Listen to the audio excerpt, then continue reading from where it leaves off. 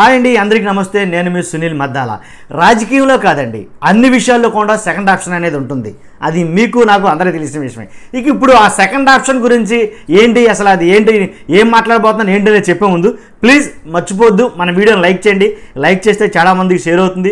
అలాగే మీ అమూల్యమైన అభిప్రాయాన్ని వీడియో మొత్తం చూసి కామెంట్ చేయండి. సదా నేను దాన్ని గౌరవిస్తాను. మర్చిపోకుండా కొత్త వాళ్ళైతే 100% సబ్స్క్రైబ్ చేయండి.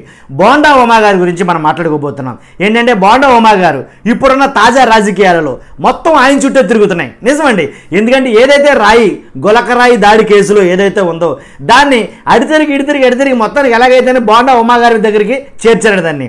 కాబట్టి ఈ రోజా రేపా అన్నట్టు బోండా ఉమా గారి అరెస్టు ఈ రోజా రేపా అన్నట్టు జరగబోతుంది. కాబట్టి ఈ అరెస్టు వెనక ఒకవేళ అంటే 90% జరగదు, ఒకవేళ అరెస్టే జరిగితే కనుక అప్పుడు సెకండ్ ఆప్షన్ కావాలి ఖచ్చితంగా.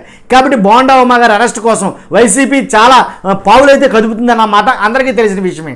అండ్ తప్పు జరిగింది ఎవరు చేశారు ఏంటి అనేది అవన్నీ పక్కన పెడితే కనుక బోండా ఉమా గారు మాత్రం టార్గెట్ చేశారని క్లియర్ కట్గా తెలుస్తుంది.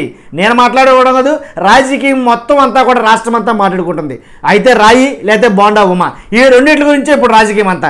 కాబట్టి బోండా ఉమా గారిని ఒకవేళ రాజకీయంగా అరెస్ట్ చేయదలుచుకుంటే గనక నిజంగా ఆ నియోజకవర్గం అనాథగా మిగిలిపోవాల్సిందేనా అనే మాటే వస్తే కనుక, అనే ప్రశ్నే తలెత్తితే కనుక బోండా ఉమా గారి ప్లేస్లో ఇంకొకళ్ళు ఎవరు ఊహించుకుంటాం అంటే కనుక ఆల్రెడీ తెలుగుదేశం ఫిక్స్ అయిపోయింది. ఒకవేళ బోండా ఉమా గారిని ఈ రాజకీయ పూరితంగా ఒకవేళ అరెస్ట్ చేయదలిస్తే కనుక ఆ ప్లేస్లో విజయవాడ సెంట్రల్ నుంచి వేరే అభ్యర్థి ఎవరు అని ప్రశ్నిస్తే కనుక వంగవీటి రాధా గారిని బరిలో దించాలి అనేది కనుక టీడీపీ అధిష్టానం ఆల్రెడీ డిసైడ్ అయిపోయింది అనేది కనుక తాజా సమాచారం తెలుస్తుంది. అసలు ఎట్టి పరిస్థితుల్లో అరెస్ట్ అనేది జరగదు, ఏముంది చెప్పలేం రాజకీయం. కాబట్టి అరెస్ట్ జరిగితే ఒకవేళ కాబట్టి ఆ నియోజకవర్గాన్ని అనాథగా మిగలకుండా ఏదేమైనా సరే ఆ నియోజకవర్గం నుంచి 100% గెలిచే క్యాండిడేట్ని అయితే కనుక బోండా ఉమా ఎంత రాజకీయం అయితే చేశారో, ఎంత కాన్ఫిడెంట్గా అయితే ధీమాగా పోటీలో నిలబడ్డారో అంతే కాన్ఫిడెంట్గా గెలిచే అభ్యర్థి వాళ్ళకి కావాలి. కాబట్టి అలాంటి అభ్యర్థి ఎవరున్నారా అనేసరికి వంగవీటి రాధా గారిని తెర మీద తీసుకొస్తుంది తెలుగుదేశం పార్టీ. కాబట్టి నిజంగా వంగవీటి రాధా గారు అయితే కనుక 100% వెల్లంపల్లి శ్రీనివాస్ మీద గెలుస్తారంటే కనుక గెలుస్తారని చెప్తున్నారు చాలామంది. నిజంగా రాజకీయ విశ్లేషకులు మాట్లాడుకున్నారు. అలాగే ఆ నియోజకవర్గంలో ప్రజలు కూడా ఓకే వంగవీటి రాధా గారితో డెఫినెట్గా గెలుస్తారు అనేది కనుక మాట్లాడుకుంటారంట.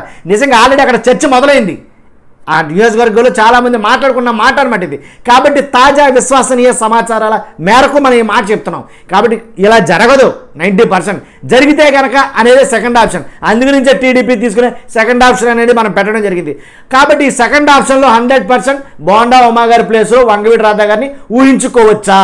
అది నేను మిమ్మల్ని అడుగుతున్న ప్రశ్న.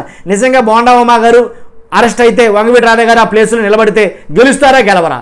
కాబట్టి ఆ నియోజకవర్గం నుంచి వంగవీటి రాధా గారికి ఆ నియోజకవర్గం ప్రజలు సపోర్ట్ చేస్తారా లేదా?